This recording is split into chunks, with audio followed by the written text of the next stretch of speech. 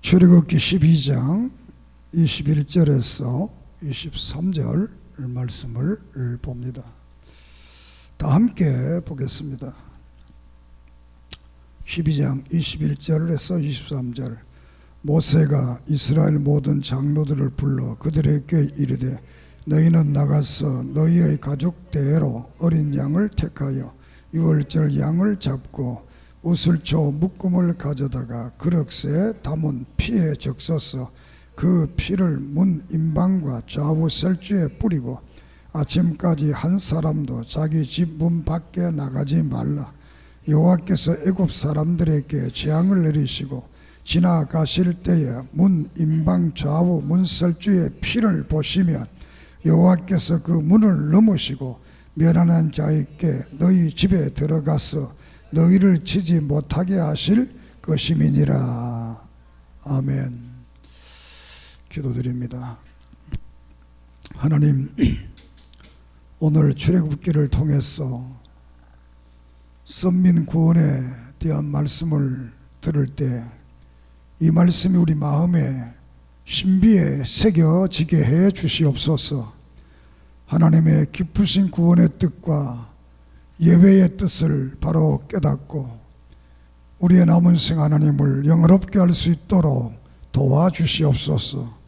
이 시간도 예수 그리스도 이름으로 이적과 기적과 능력과 권능과 신앙의 아름다운 간증들이 일어나게 해 주시옵소서. 아버지, 종을 붙들어 주시고 이 시간 말씀을 증언할 때 성령의 인도로 증언하게 해 주시옵소서. 예수님의 이름으로 간절히 기도 드립니다. 아멘. 이 시간도 하나님의 은혜와 사랑과 축복이 모든 분들에게 넘치기를 바랍니다. 오늘 출애굽기를 통해서 선민 구원 이런 말씀으로 함께 은혜를 받고자 합니다. 이 선민이라는 말은 택하신 백성이다, 그런 뜻이 되겠습니다. 하나님께서 이스라엘 백성들을 택했는데 신명기 7장에 보면 가족이 수가 많고 대단해서 택한 것이 아니라 하나님이 너희를 사랑해서 택했다, 이렇게 말을 합니다. 또 에베소 1장에서도 하나님의 기쁘신 뜻대로 우리를 예정하고 선택했다, 이렇게 말씀을 합니다. 성경 중에 가장 큰 축복이 예정과 선택의 축복입니다. 창세기 말씀을 들었지만 아브라함과 이삭과 야곱은 성별했습니다. 그런데 창세기 30장에 와서 야곱의 12아들을 낳고 그들을 선택을 하는 겁니다.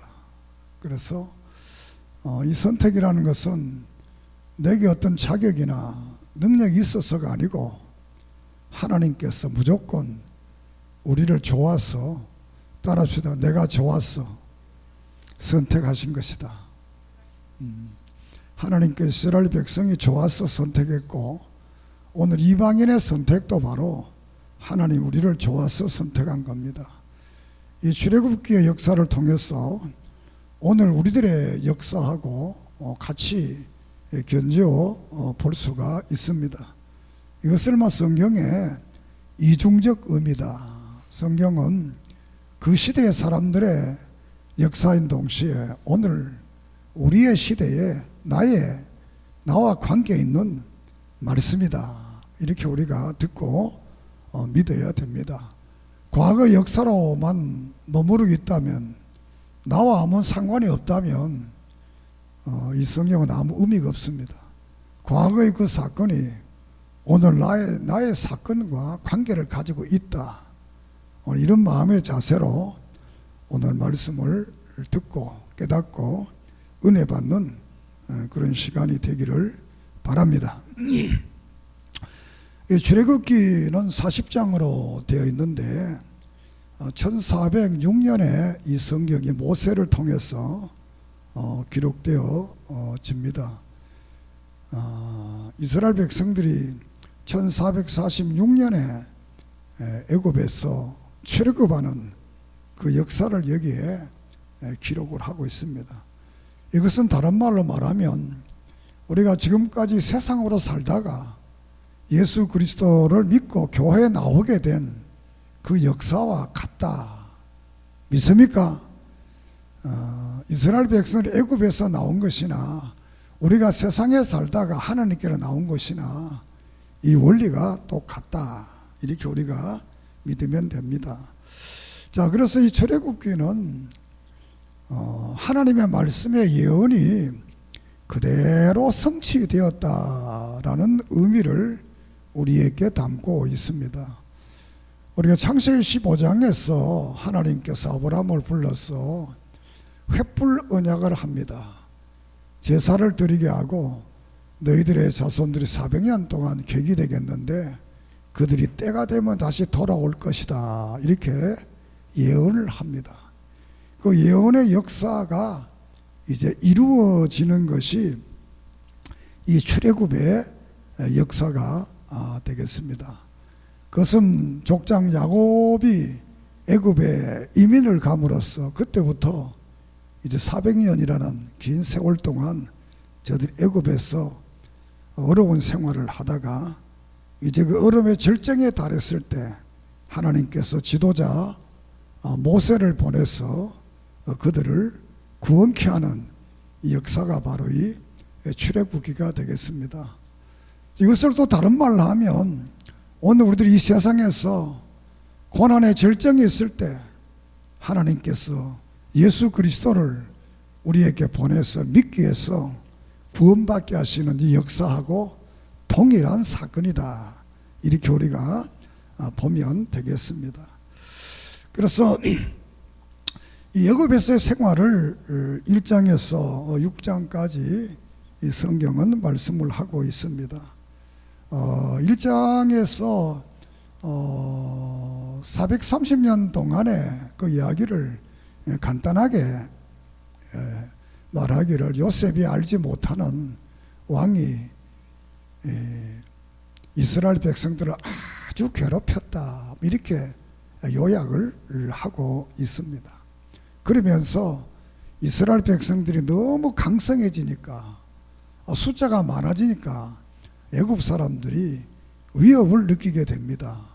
만약 저들이 숫자가 너무 많아서 우리가 다른 나라하고 전쟁할 때 그들과 손잡아 버리면 우리는 어떻게 될 것인가, 이런 위협을 느껴서 저들이 이스라엘 민족들에게 한해서 산하 정책을 합니다. 아들을 낳으면 산파를 통해서 다 죽이게 합니다. 그런데 하나님께서 이 산파의 은혜를 잊기 위해서, 하나님을 믿기 위해서 산파가 아이를 죽이지 않습니다. 그래서 바로가 왜 죽이지 않느냐 그러니까 이스라엘 여자들은 아주 건강해서 우리가 가기 전에 다 이렇게 아이를 낳아버려서 못 주겠다 이렇게 말하니까, 그러면 이제 아들을 놓으면 다 죽여라 이렇게 공포를 해서 이스라엘 백성들을 아들을 놓으면 다 자기 손으로 죽이고 또 나일강에다 버리고 하는 이런 그 참혹한 역사의 사건을 1장에서 이렇게 기록을 하고 있습니다.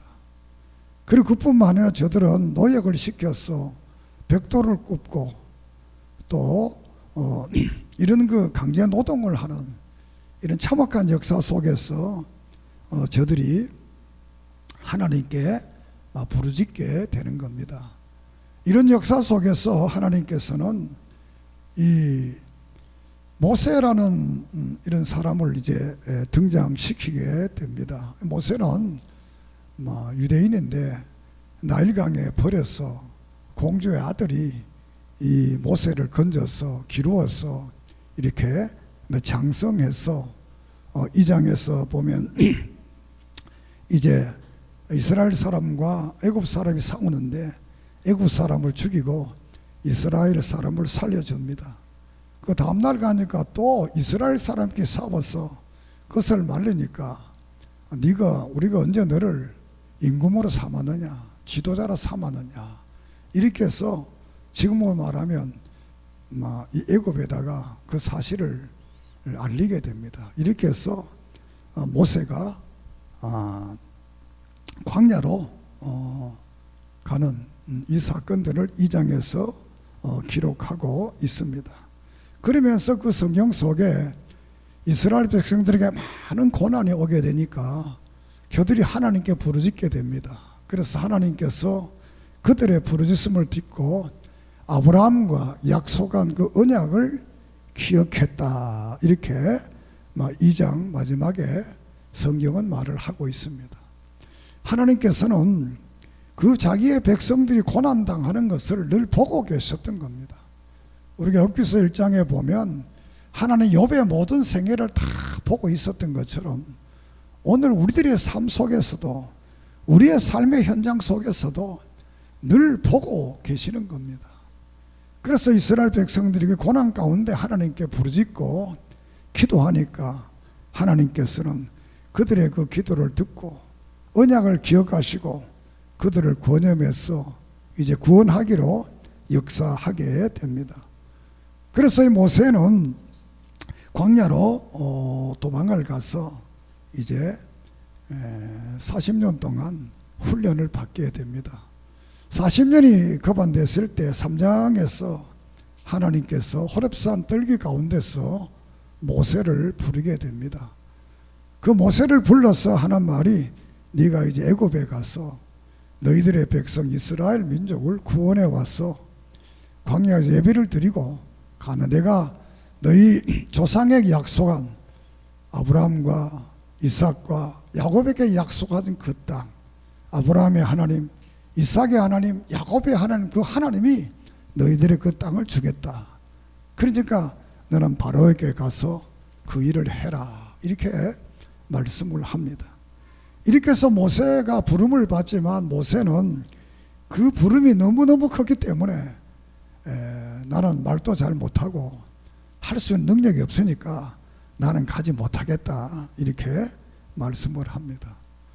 그러면서 하나님께서 자꾸 가라고 하니까 만약 내가 가게 되면 여호와가 누구냐, 그 하나님이 누구냐, 그 물으면 내가 뭐라고 말합니까? 이렇게 하니까 나는 스스로 계시는 자라고 해라. 하나님은 스스로 계시는 자, 자존하신 분입니다.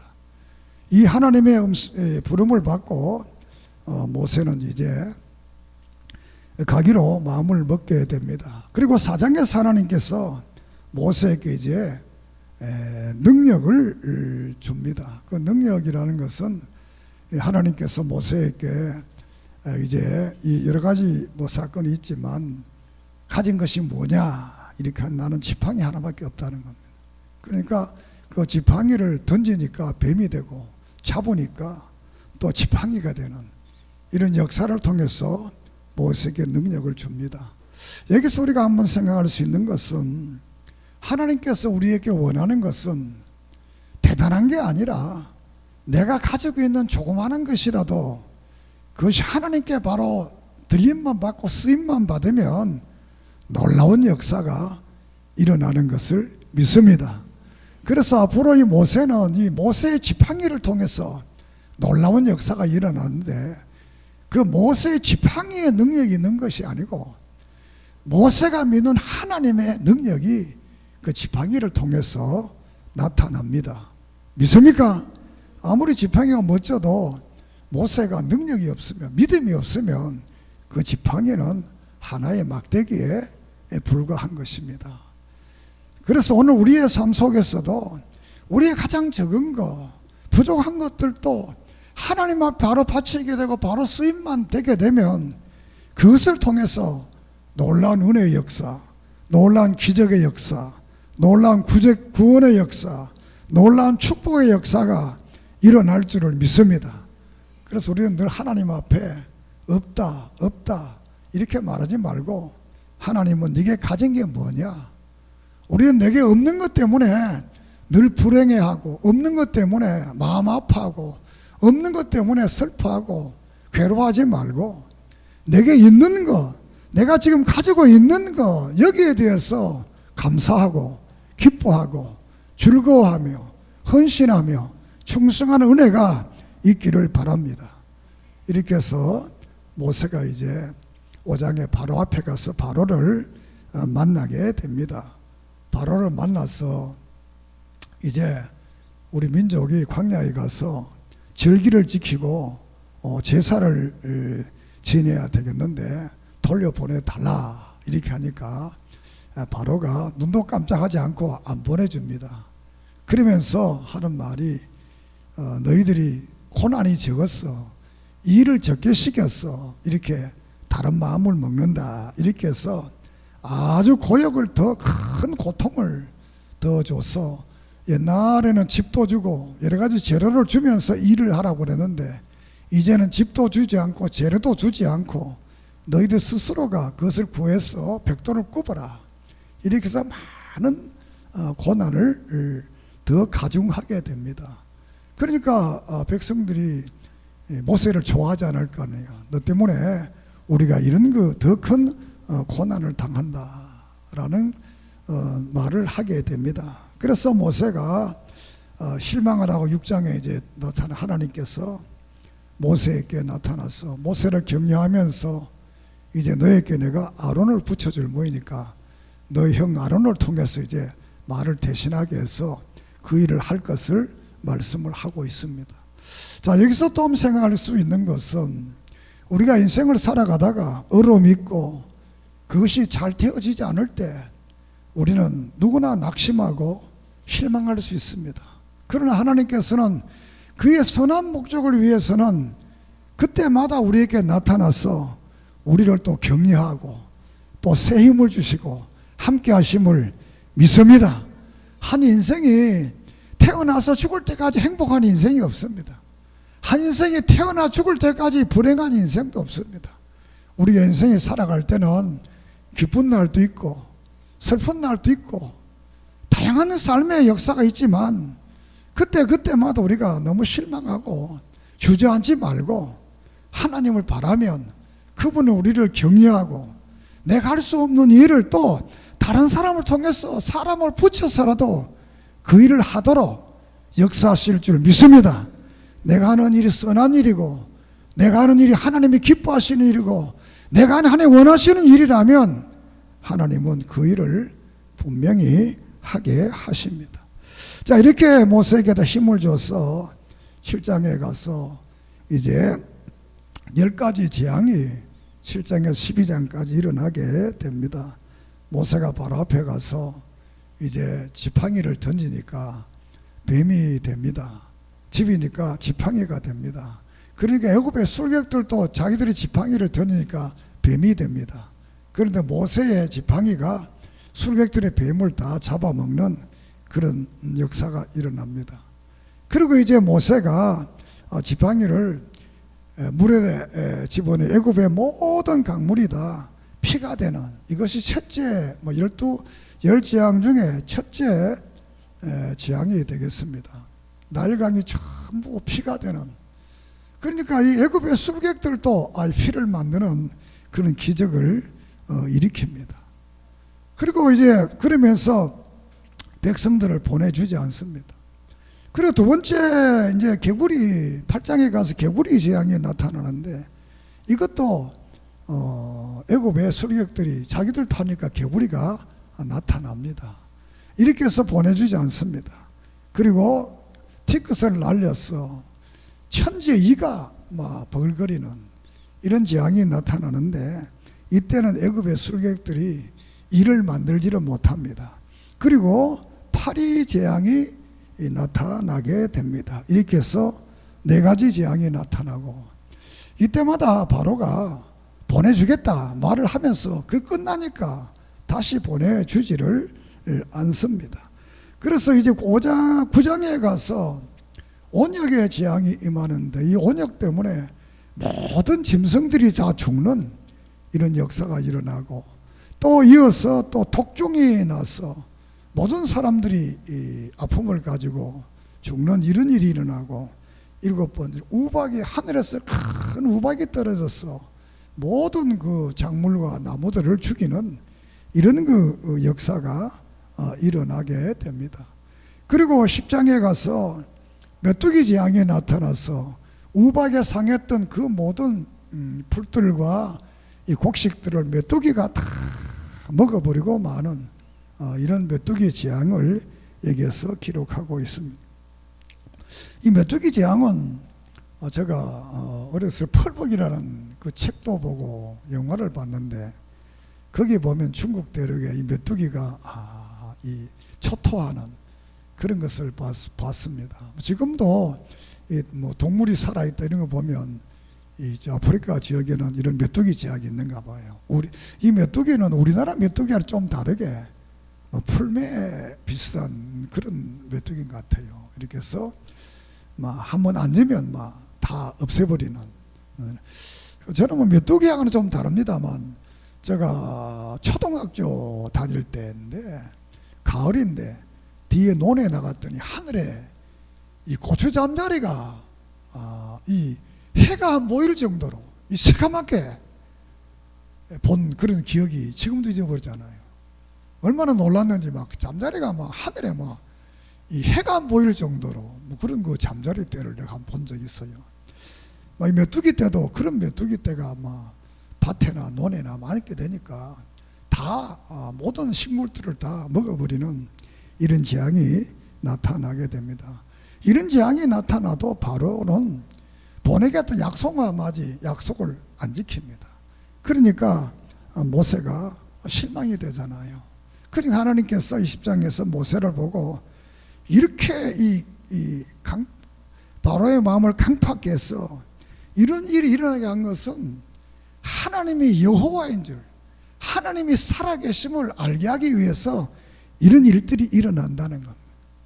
이런 그 일들을 통해서 이적과 기적의 이런 일들을 통해서 앞으로 이스라엘 백성이 가나안 땅에 들어갈 때까지 이 모든 역사 속에서 모든 사람들이 하나님을 두려워하고 하나님만이 여호와의 신이신 줄 알게 하는 이런 놀라운 하나님의 섭리가 이 속에 있다는 사실을 모세에게 말을 하게 됩니다.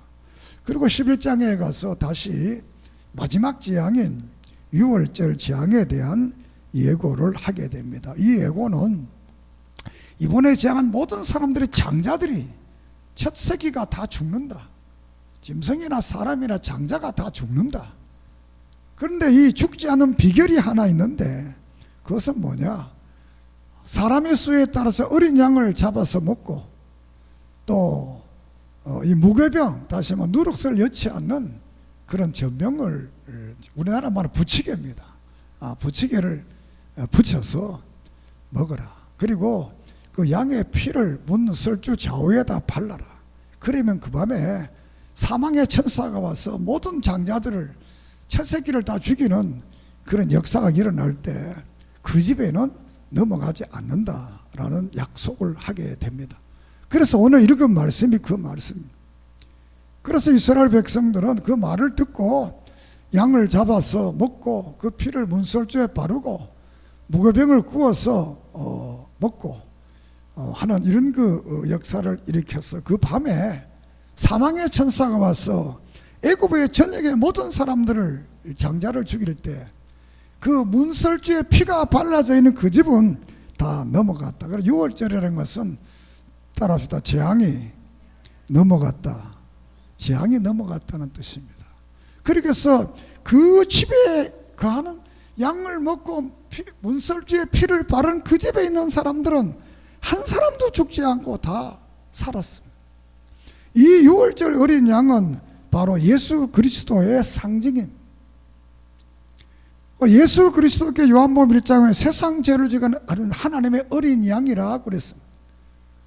그리고 마태복음 16장이라든가 이 성찬식을 통해 6월절 날 예수님이 성찬식을 거행하면서 이 몸은 떡은 바로 내 몸이다 이렇게 말씀을 합니다.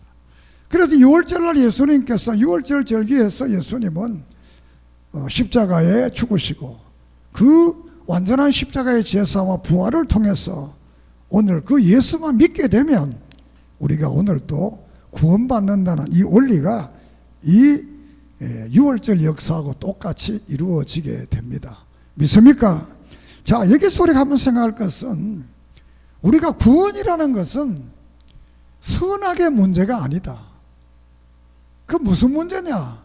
첫째는 하나님의 그 역사 속에 있는 것이고 그 말씀을 믿고 순종하는 데 있는 것이지 선하고 악하다고는 아무 상관이 없는 겁니다. 이 문설주에다가 이 어린 양의 피를 바른 그 집에만 들어가면 악하든지 선하든지 그건 상관없이 다 구원받는다는 겁니다. 우리가 여호수아서 6장에 보면 여리고 성이 무너질 때에 그 성문에 있는 라합의 그 집이 무너지지 않고 그 집 속에 들어간 사람이 다 구원을 받습니다. 라합은 기생입니다. 그 집에다 붉은 천을 내려놨는데 그 붉은 천이 있는 그 집에만 들어가면 라합이 기생입니다. 기생이든지 누구든지 그 집에만 들어가면 사는 겁니다. 오늘 사랑하는 여러분, 우리가 예수 그리스도를 믿고 구원받는다는 원리는 이 원리인 겁니다. 그래서 요한복음 3장에서 이 예수님의 이 하나님이 세상을 이처럼 사랑하사 독생자를 주셨으니 이는 저를 믿는 자마다 멸망치 않고 영생을 얻는다고 그랬습니다. 이 말을 하시기 전에 하는 말이 뭐냐? 모세가 광야에서 뱀을 뜬 것처럼 인자도 들려야 하리라, 이런 말을 합니다. 광야에서 200만 명이 넘는 사람들이 막대기에 롯뱀을 만들어 달았는데 그게 막대기겠어요? 뱀이겠어요? 한 100m만 떨어져도 그것이 막대기지 뱀으로 안 보입니다. 더 멀리 가면 하나의 점 하나만 딱 찍어놨지 뱀으로 안 보입니다. 이 말은 무슨 말이냐면 우리가 예수 그리스도를 믿는 것은 그냥 믿으면 되는 것이지 거기에 이유가 없다는 겁니다. 믿으면 구원받는다는 거예요. 믿습니까? 이 양의 피를 문슬리고 그 집에만 들어가면 구원받는다는 거예요. 오늘 많은 교인들이 그렇게 생각합니다. 구원은 선악의 문제라. 구원은 선악의 문제가 아닙니다. 구원은 하나님의 은혜의 문제입니다. 믿습니까? 왜? 우리 인간은 다 죄인입니다. 죄 없는 사람 하나도 없습니다. 내가 착한 일을 많이 한다고 그래서 죄가 덕 있고 또 뭐 그런 것은 아닙니다. 우리가 성경 로마서 14장에 보면 믿음으로 하지 않는 것은 다 죄라고 그랬습니다. 그렇기 때문에 우리가 성경에서 우리의 하나님의 약속 관계는 부자의 관계입니다. 부자의 관계. 이 부자의 관계라는 것은 부모와 자식 관계는 선악에 대한 말을 하지 않습니다. 혈육에 대한 문제. 쉽게 말하면 신창원이라는 사람이 사람을 열어 죽였습니다. 그렇지만 그 어머니가 볼 때는 살인자로 보는 게 아니고 불쌍한 내 아들로 보는 것이지. 여러분 어떻겠습니까? 여러분 자식 같으면 살인자를 안 봅니다. 부모는 불쌍한 내 아들로 보는 겁니다. 하나님이 우리 인생을 보는 것도 똑같습니다. 우리 인간은 다 죄인이기 때문에 그 아버지의 사랑으로, 부모의 사랑으로, 그의 은혜로 우리를 구원하는 겁니다. 그러면 선악이 필요 없느냐? 필요하다는 겁니다. 어떻게? 디도서 2장 24절에 보면 하나님의 백성이 되었으면 선한 삶을 살아야 된다니. 안 살면 안 된다는 거예요. 선한 삶을 삶으로 하나님의 아들이 되는 게 아니고 하나님의 자녀가 되었으니까 자녀로서의 선한 삶을 살아야 된다는 겁니다. 믿습니까? 우리는 예수 믿고 구원받고 중생된 사람은 선한 삶을 살 수밖에 없다. 저 사람 교회 오래 나간다 왜 안 사느냐? 그러면 그 사람은 법적인 그리스도인으로서 중생되지 않아, 거듭나지 않았기 때문에, 선택받지 않았기 때문에 선한 모습이 없는 겁니다. 정말 우리가 예수 믿고 구원받은 사람 속에는 선한 모습이 있을 수밖에 없다. 그래서 오직 예수 그리스도를 믿으면 구원을 받습니다. 믿습니까?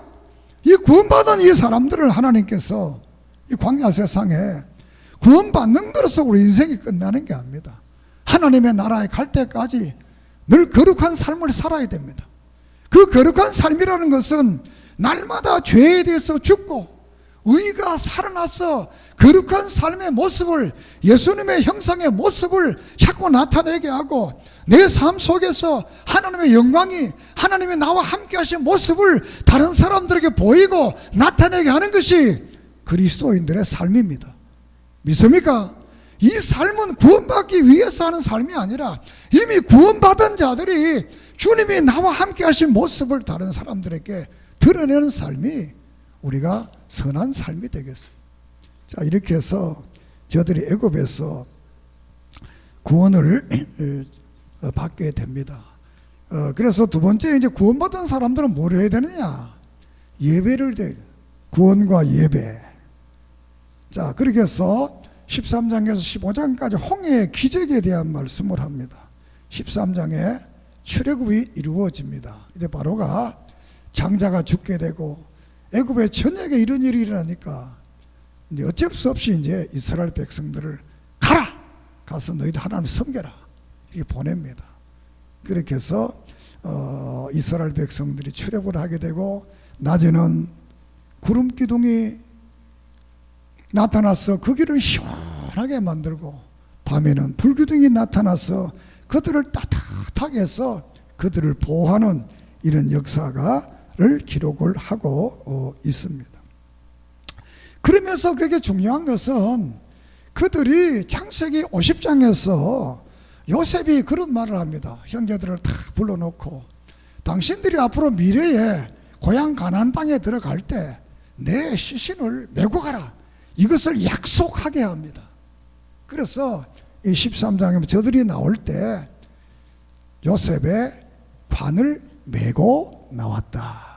믿습니까? 400년 전에 한 약속들이 이 구전을 통해서 계속해서 저들이 나올 때 그 약속을 지키는 겁니다. 하나님의 말씀은 마태복음 5장에서 1.1획도 떨어지지 않고 다 이루어진다. 우리가 하박국 2장에 보면 하나님의 말씀이 더딘 것 같지만 약속한 것은 분명히 이루어진다. 믿습니까? 오늘도 신구 학생의 이 모든 약속들은 우리가 믿으면 그대로 이루어진다. 믿습니까?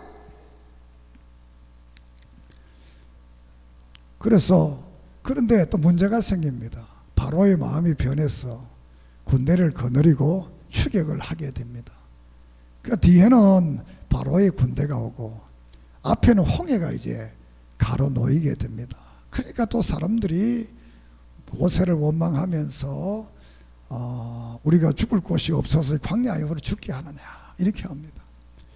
그러나 하나님께서 이러한 역사 속에 모세에게 홍해를 가리키게 합니다. 그러면서 너희는 오늘 가만히 있어서 여호와의 구원을 봐라 이렇게 하면서 홍해를 가르치니까 홍해가 갈라지게 됩니다. 여기서 우리가 좀 생각할 것은 우리가 어떤 문제, 어떤 사건이 일어나면 지난날에 하나님의 은혜와 축복과 이 모든 것을 다 버려버리고 현재 있는 거기만 집착을 해서 원망하고 불평하고 다투게 됩니다. 이게 바로 오늘 우리의 모습이 아닌가. 지금까지 수많은 은혜와 수많은 축복을 받았음에도 또 조그마한 문제가 생기면 그 앞에 또 원망하고 불평하고 불만하는 이런 것이 바로 오늘의 우리의 모습이 아닌가. 이렇게 우리는 생각해 볼 수가 있습니다. 우리는 어떤 문제, 어떤 일이 일어났을 때 너 때문이다. 따라합시다. 너 때문이다. 너 때문이다. 자꾸 이러지 말고 이런 문제가 생겨났을 때는 가만히 있어서 말하지 말고 정말 하나님 앞에 하나님의 구원을 바라보는 그런 은혜가 있기를 바랍니다. 너 때문이나 자꾸 그러면 그 문제 해결이 안 되잖아요. 그럼 모세는 입을 닫아라. 좀 조용해라. 말하지 마라. 여호와의 구원을 봐라. 우리가 가정에서 사회생활할 때도 문제가 있을 때 자꾸 떠들지 말고, 그럴 때 원망하지 말고 불평하지 말고 여호와의 구원을 보는 이런 역사가 있기를 바랍니다. 그래서 홍해가 갈라졌습니다. 여기 이제 다른 길이 있다는 겁니다. 우리 앞길이 다 막혀도 하나님은 우리에게 다른 길을 주신다. 믿습니까? 이 홍해 바다에 길이 있을 줄 누가 알았겠습니다. 그것도 물이 철저 찔뻑거리는 그런 길이 아니라 성경가 마른 길이라, 바짝 마른 길을 내서 그들을 걸어가게 했다고 그랬습니다. 우리가 다니엘서 4장에서도 사드락과 메삭과 아베느고가 불 속에 들어갔는데 불 속에 길이 네 사람이 걸어다녔다고 그랬어요. 불 속에 무슨 길이 있습니까? 그 성령은 있다 이렇게 말합니다. 고린도전서 10장에 보면 너희들이 어떤 얼음이 와도 걱정하지 마라. 내가 피할 길을 준다. 믿습니까? 이건 못 믿으면 예수 믿을 필요 없습니다. 내 마음대로 살면 되는 거지. 예수를 믿는다는 것은 예수님을 내 마음의 왕자로 왕으로 모신다는 겁니다. 마음의 왕으로 모신 그분은 그분의 말을 듣고 따라가면 길이 있다는 겁니다. 그러지 못하고 내가 마음의 왕자에 앉아 있는 사람들은 부활의 예수를 안 믿는 사람, 그 사람들은 자기 마음대로 살면 됩니다.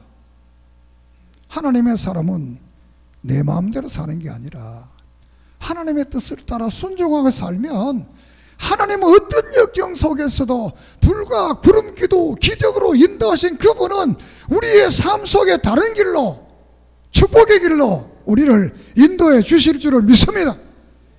우리가 마태복음 2장에서 동방의 박사들이 헤롯에게 갈려갈 때 하나님 꿈에 나타나 그 길을 가면 너 죽는다, 다른 길로 가라, 다른 길을 사는 길을 가르쳐 주잖아요.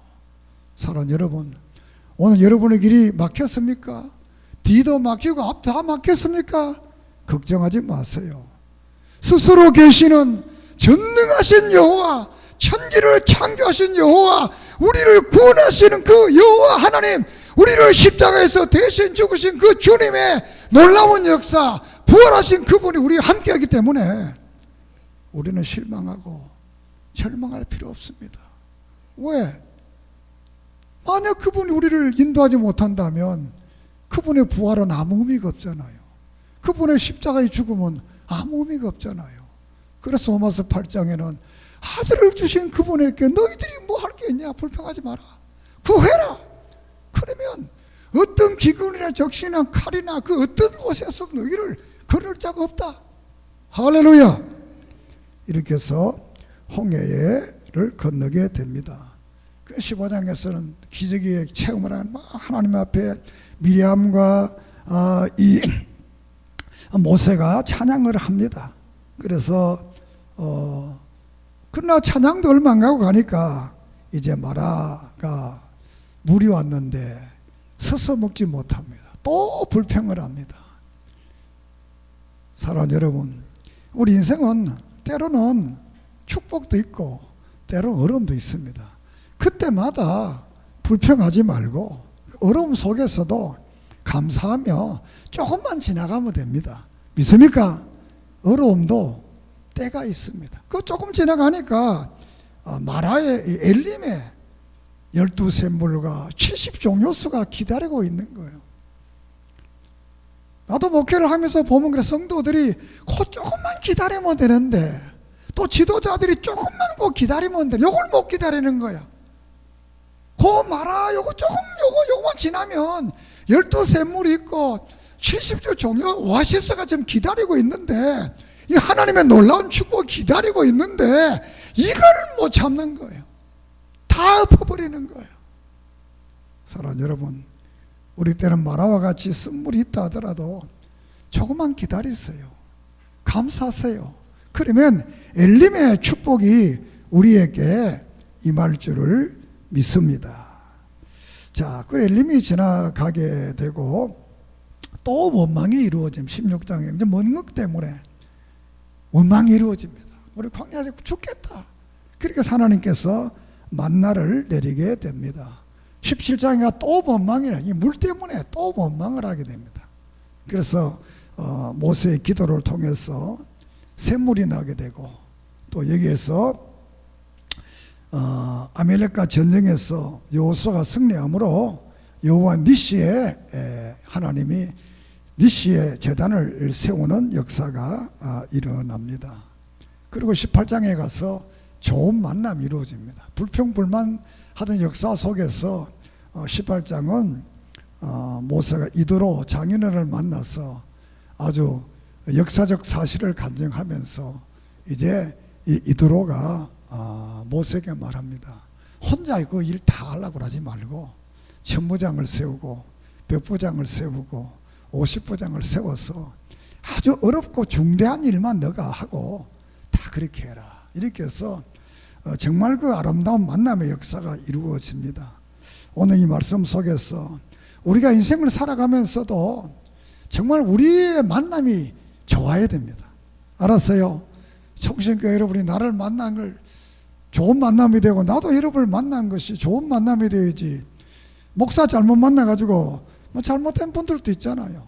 교인 잘못 만나가 목사 어려운 사람도 있잖아요. 정말 우리의 만남은 정말 모세와 이도로처럼 정말 아름다운 만남, 복된 만남, 이런 역사가 있기를 바랍니다. 그래서 여러분들이 어디 가든지 여러분과의 그 모든 만남들이 정말 행복한 만남, 아름다운 만남, 그런 놀라운 은혜가 있기를 바랍니다.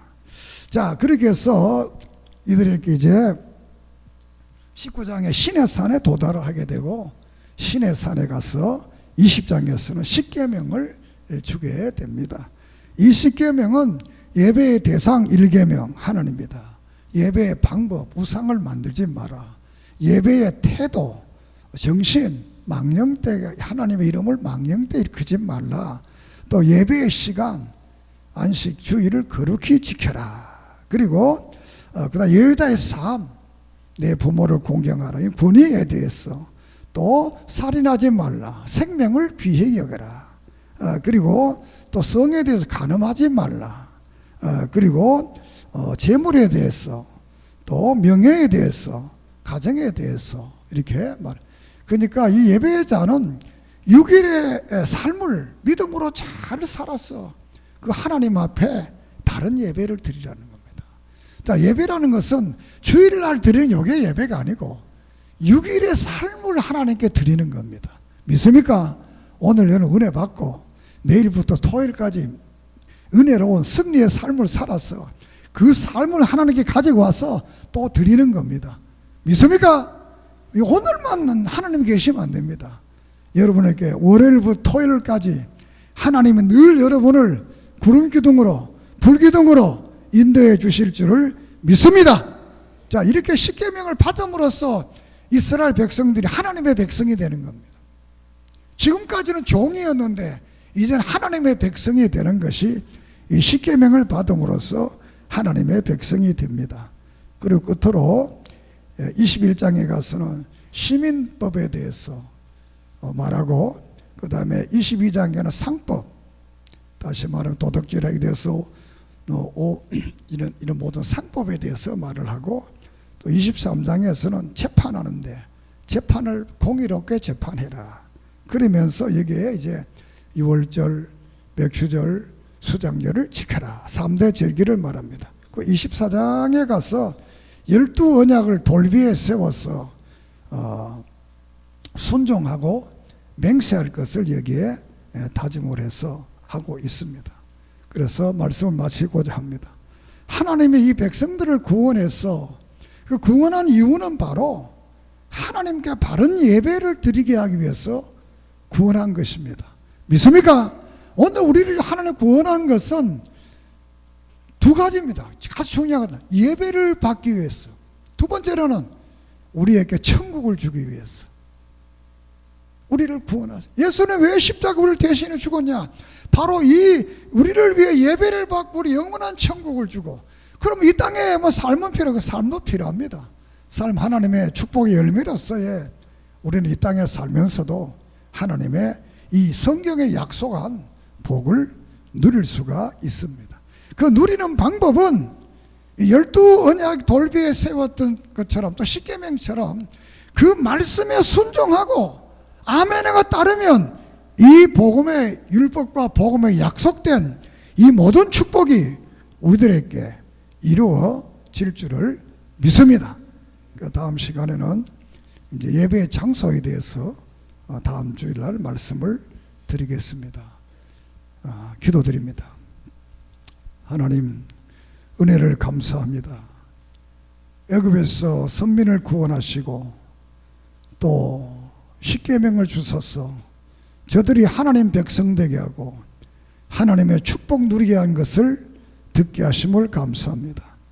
우리가 세상에 속했지만 예수 그리스도로 말미암아 예수님께서 나를 위해 십자가에 죽으시고 부활하심으로 우리를 믿음으로 구원케 하소서. 이 땅에 우리를 통해 예배를 받으시고 영원한 하늘나라와 이 땅에 주시는 축복을 믿고 우리는 날마다 순종하며 살아가게 해 주시옵소서. 구원받은 자는 하나님 앞에 예배의 삶이 최상의 삶이라는 것을 믿고 우리는 예배 생활에 승리하게 해 주시옵소서.